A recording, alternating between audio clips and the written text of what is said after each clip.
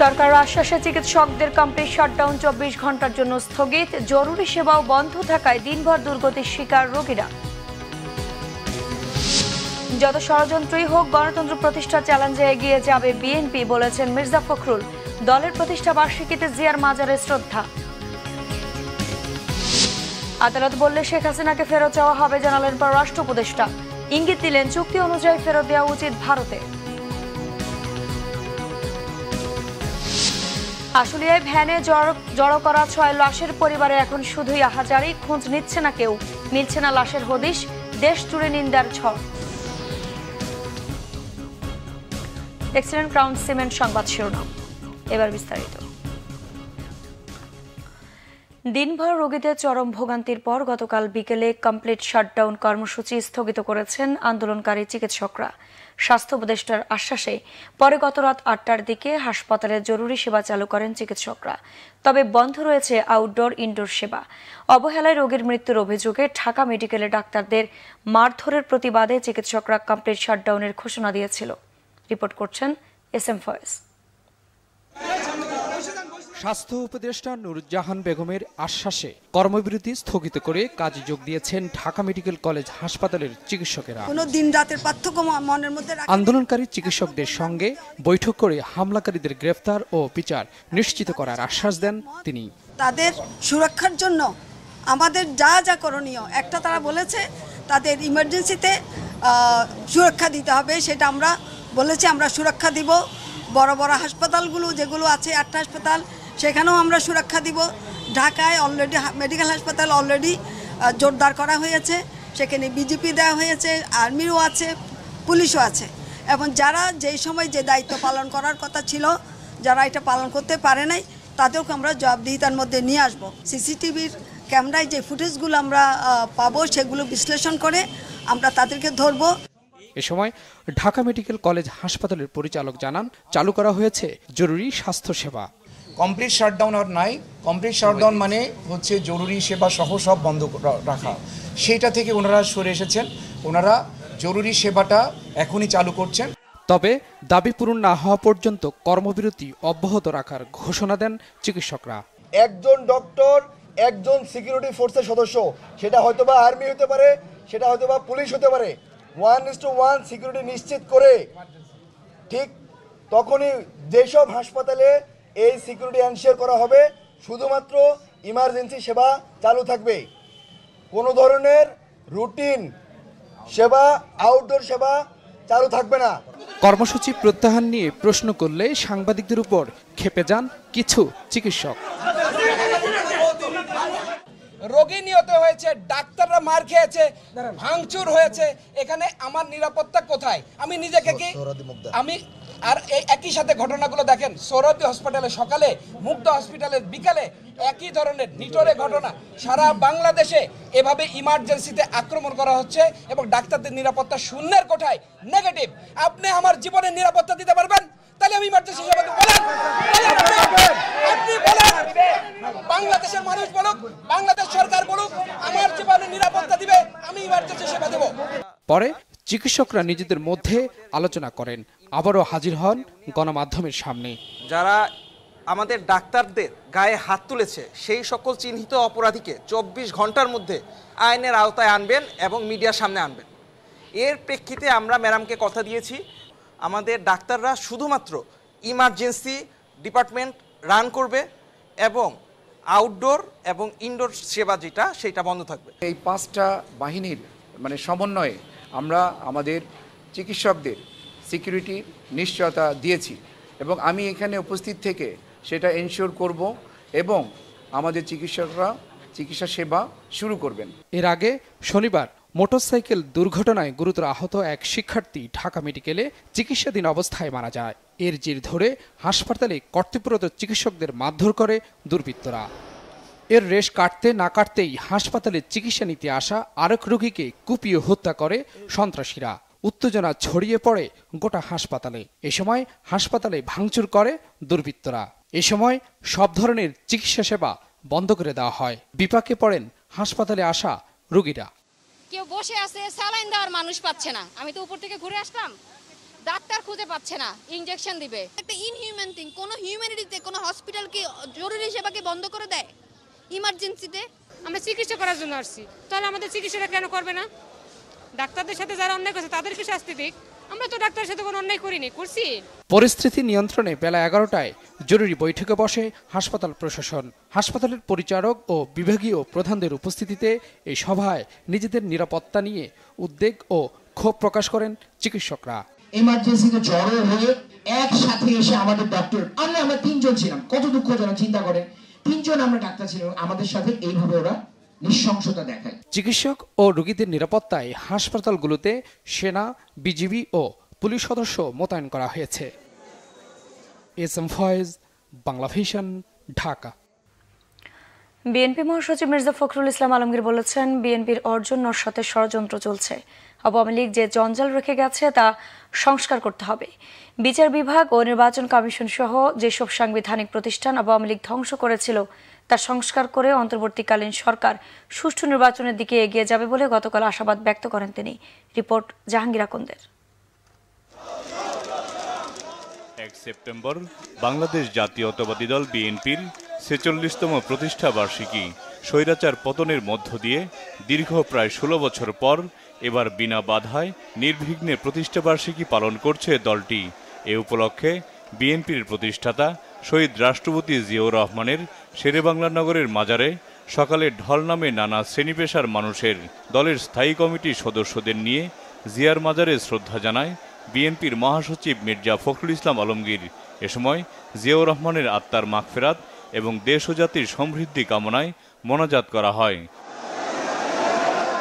পরে সাংবাদিকদের মির্জা ফখরুল বলেন, বহুদলীয় গণতন্ত্র প্রতিষ্ঠা সহ নানা সংস্কারে আধুনিক বাংলাদেশ বিনির্মাণে জিয়াউর রহমানের অবদান জাতি চিরদিন শ্রদ্ধার সাথে স্মরণ রাখবে।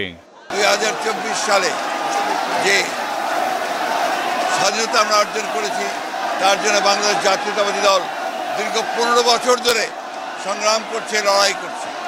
বাংলাদেশ জাতীয়তাবাদী দলের 700-র বেশি নেতাকর্মী গুম হয়ে গেছে, 2000-এর বেশি নেতাকর্মীকে গুলি করে হত্যা করা হয়েছে, 60 লক্ষ মানুষের মধ্যে মিথ্যা মামলা দেওয়া হয়েছে শুধুমাত্র গণতন্ত্রের সংগ্রামের জন্য।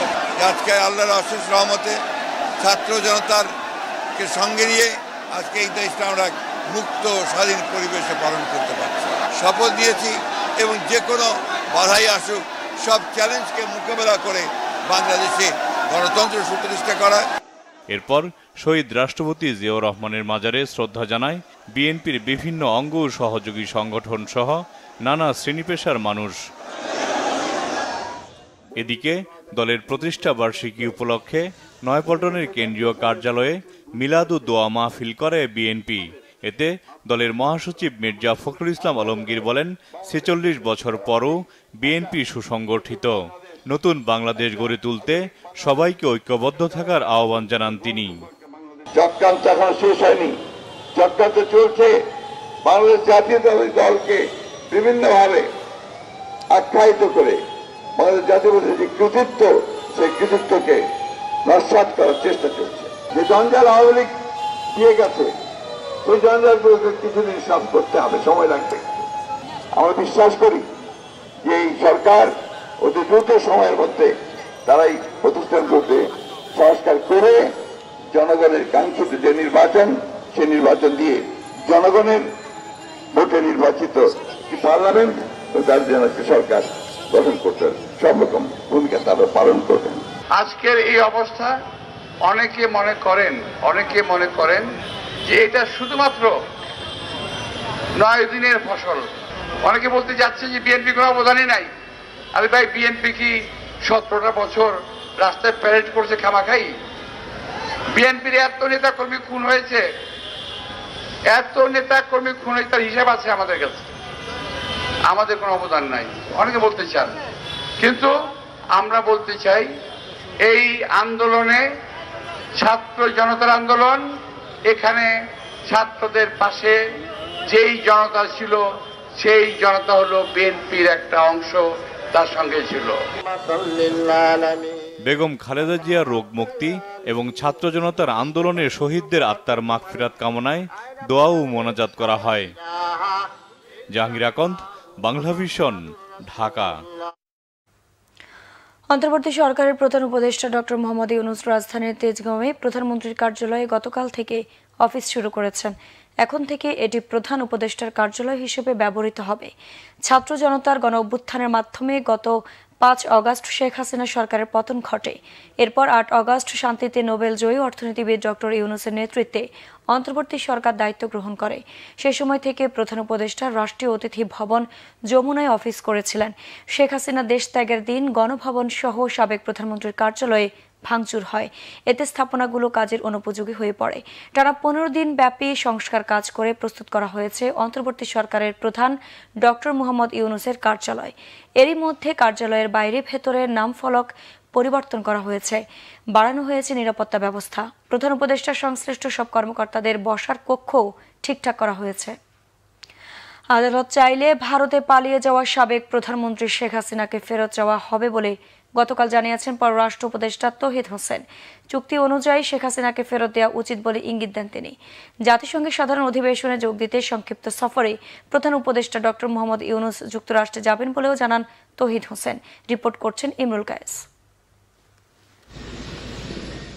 5 আগস্ট ছাত্র জনতার অভ্যুত্থানে পতনের পর জনরোষ থেকে বাঁচতে ক্ষমতা ছেড়ে ভারতে পালিয়ে যান সাবেক প্রধানমন্ত্রী শেখ হাসিনা। এরপরই শেখ হাসিনাকে ফেরত আনা নিয়ে নানা মহল থেকে দাবি উঠতে থাকে। ভারতের সাথে সম্পাদিত বন্দি বিনিময় চুক্তি অনুসারে শেখ হাসিনাকে ফেরত আনা সম্ভব বলে মনে করেন আলোচনা সমালোচনাকারীরা। এ নিয়ে পররাষ্ট্র উপদেষ্টা তৌহিদ হোসেনের কাছে জানতে চাওয়া হলে তিনি বলেন, আইন অনুযায়ী শেখ হাসিনাকে ফেরত চাইবে বাংলাদেশ। যদি লিগ্যাল প্রসেস থেকে একটা প্রশ্ন আসে তাহলে আমরা তো ফেরত চাইব। যদি আইন আদালত আমাদেরকে বলে যে তাকে ফেরত আনার জন্য ব্যবস্থা করবো, আমরা সেটা ব্যবস্থা করার চেষ্টা করবো।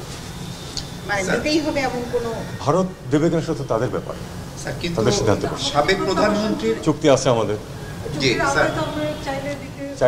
চাইলে দিতে পারার কথা, কিন্তু সেটা কিন্তু আবার একটু লিগ্যাল প্রসেস থাকে। তো আমি জানি না সেটা কিভাবে হবে, এটা স্পেকুলেট না করাই ভালো। তবে যদি আমাদের লিগ্যাল সিস্টেম চায় যে তাকে ফেরত আনা হোক, আমরা অবশ্যই চেষ্টা করবো ফেরত আনতে।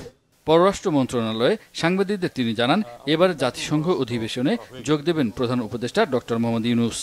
ইউএনজিএতে যাচ্ছেন, এটা সিদ্ধান্ত হয়েছে। তবে উনি খুব সংক্ষিপ্ত সফর করে চলে আসবেন, মানে যেটা ইনিশিয়ালি যে হয়তো ওয়াশিংটনে গেলেও বেশ কিছু কাজ হতে পারতো, কিন্তু দীর্ঘদিনের জন্য উনি যাবেন না, অল্প সময় থেকে খুব তাড়াতাড়ি নিউ ইয়র্ক থেকে ফিরে আসবেন। ভারতের সাথে সম্পাদিত সমঝোতা স্মারক দেশের স্বার্থে কিনা তা দেখা হবে বলে জানান তৌহিদ হোসেন। ইমরুল কায়েস, বাংলা ভিশন, ঢাকা। আশুলিয়ার বাইপেলে ভ্যানে জড়ো করা 6 লাশের পরিবারের খোঁজ নিচ্ছে না কেউ। কোথা থেকে কিভাবে আনা হয় লাশগুলো, পরে নেয়াই বা হয়েছে কোথায়, সে তথ্য পাওয়া যায়নি। সম্প্রতি লাশের তথ্য নেট দুনিয়ায় ভাইরাল হওয়ার পর এ নিয়ে নতুন করে আলোচনা, বইছে নিন্দার ঝড়। আশুলিয়া প্রতিনিধি শেফালী মিতুর রিপোর্ট। আশুলিয়ার বাইপাইলে একটি ভ্যানে জড়ো করা 6 লাশের পরিবারে এখন শুধুই আহাজারি, অথচ খোঁজ নেয়নি কেউ। ভাইরাল হওয়া ভিডিও ক্লিপটিতে পুলিশের কয়েক সদস্যকে একটি ভ্যানে লাশের উপর লাশ ফেলতে দেখা যায়। স্তূপ করা লাশের একজন আশুলিয়ার শাহিন স্কুলের 10ম শ্রেণীর ছাত্র আশরাবুর। 5 আগস্ট সকালে বাড়ি থেকে বের হয় সে। পরদিন দগ্ধ লাশ বাসায় এনে দাফন করেন বাবা মা। সেদিন ছেলের দগ্ধ বিভৎস চেহারা দেখার শক্তি ছিল না বাবা মায়ের, তাই নিহত সন্তানকে চিরনিদ্রায় শায়িত করার সময়ও তার মুখ দেখেননি তারা। সেই ক্ষত আবারও জেগে উঠেছে ভাইরাল হওয়া ভিডিও ক্লিপে। পেপারে দেখেছি যে পুলিশেরাই তো মারছে, যেই উদ্যোক্তা হোক, কিন্তু মারছে তো পুলিশেরা। এখন তো ওদের তো বিচার হওয়া দরকার। 2 ছেলের মধ্যে ছোট আশরাবুর মাত্র একবার ক্লাসে দ্বিতীয় হয়, বাকি সবসময়ই থেকেছে প্রথম স্থানে। সেই সন্তানের এভাবে চলে যাওয়া মেনে নিতে পারছে না কেউই। মারছে আবার তাকে ভ্যানে করে নিয়ে যায়, আবার পুলিশ ভ্যানে নিয়ে যায়, পোড়াই দিছে পেট্রোল দিয়ে, আগুন দিয়ে। নির্মম ভাবে হত্যাকাণ্ড করছে তারা। আমি বিচার চাই। সেদিনের স্মৃতি মনে করে আজও আঁতকে ওঠেন সেই মৃত্যু উপত্যকা থেকে প্রাণে বেঁচে ফেরা সৌভাগ্যবানরা। তারা চোখের সামনে দেখেছেন কিভাবে ঝরে গেছে কত প্রাণ। মুহুর্মুহুর গুলি এই পাশাতন পয়রা যেতেছে একজন, কেউ চোখে, কেউ এই পাশে রানে, কেউ এই সিনাতে, কেউ ঘাড়ে, এই অবস্থা। গুলি করে আহত করার পরে আহত অবস্থায় মৃত্যুর আগে জ্বালাই দিছে, কিংবা কিভাবে মৃত্যুর পরে জ্বালাই দিছে তো আমরা জানতে পারতেছিলাম। এসব হত্যাকাণ্ডের ঘটনায় সাবেক প্রধানমন্ত্রী শেখ হাসিনা, তার ছেলে জয় এবং এমপি মন্ত্রী সহ স্থানীয় নেতাকর্মীদের নামে আশুলিয়া থানায় এখন পর্যন্ত মামলা হয়েছে 20টি। শেফালি মিতু, বাংলা ভিশন, আশুলিয়া, ঢাকা। ঢাকা 7 সংসদীয় আসনের সাবেক সংসদ সদস্য ও আওয়ামী লীগ নেতা হাজী মোহাম্মদ সেলিমকে রাজধানীর বংশাল থেকে আটক করেছে ঢাকা মহানগর গোয়েন্দা পুলিশের একটি দল। রবিবার দিবাগত রাতে তাকে আটক করা হয় বলে জানান গোয়েন্দা পুলিশের যুগ্ম কমিশনার মোহাম্মদ রবিউল হোসেন ভূঁইয়া। তিনি জানান, হাজী সেলিমের বিরুদ্ধে একাধিক মামলা থাকায় রাতেই তাকে বংশাল থেকে গ্রেফতার করে ডিবি কার্যালয়ে নেওয়া হয়েছে। আজ সোমবার তাকে আদালতে নেওয়ার কথা রয়েছে। কোটা সংস্কার আন্দোলনের সময় শিক্ষার্থীদের তোপের মুখে পড়েন আলোচিত সাবেক এই সংসদ সদস্য। সেই ঘটনার একটি ভিডিও সামাজিক মাধ্যমে ছড়িয়ে পড়ে। এর আগে অবৈধ সম্পদ অর্জনের অভিযোগে দুর্নীতি দমন কমিশনের মামলায় 2008 সালে 13 বছরের সাজা হয় তার। পরবর্তীতে 2022 সালে এই সাজা কমিয়ে 10 বছর করে হাইকোর্ট। সংবাদ শেষ করব ক্রাউন সিমেন্ট শিরোনামগুলো আরেকবার জানিয়ে।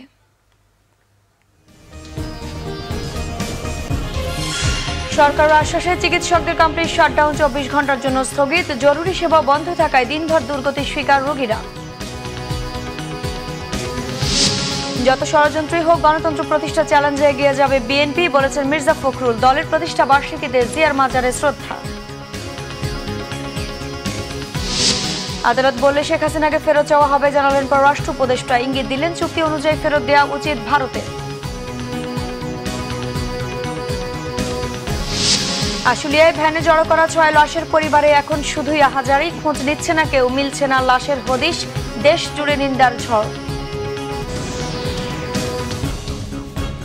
দর্শক, এ ছিল এখনকার মতো। পর সংবাদ সকাল 10টায়। এর আগে 9টায় রয়েছে নিউজ টপ 10 দেখার আমন্ত্রণ রইল।